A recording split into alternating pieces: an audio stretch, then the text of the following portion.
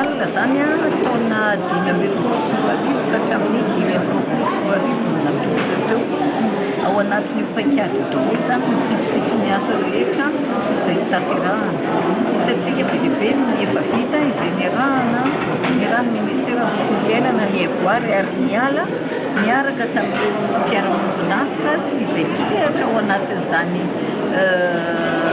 fiarovana ny tontolo iainana izany zava-dehibe ireo a hitantsika eny amin'ny fampiratiana ary hitantsika eo amin'ny horonan-tsary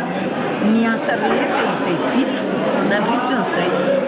taona ny fanarahana tamin'ny raisam-pirenena izany tamin'ny taona 5 ka hatramin'ny androany izao zany a no avoaka eo amin'ny horonan-tsary io inona ny mahazava-dehibe azany karazana zava-mananaina zany a manoloana ny fiainan'ny olombelona zany ka tokony hiarovana izy ireo a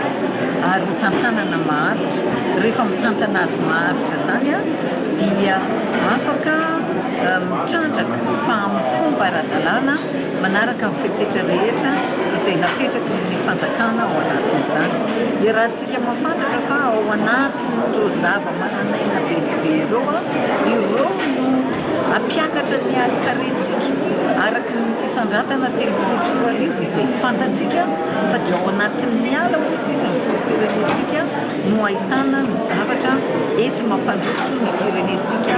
ka hitondra arikarena lehibe dia lehibe izany any amin'ny taona telopolo roa arivo fa dia mila manao ezaka isika miezaka izay vita moa dia fa isaorana ny fandraisana anjarany rehetra dia raha tsika nahita tamin'ny fampiratiana teo izany a fa dia na ny ministera maro samihafa raha hitantsika eto a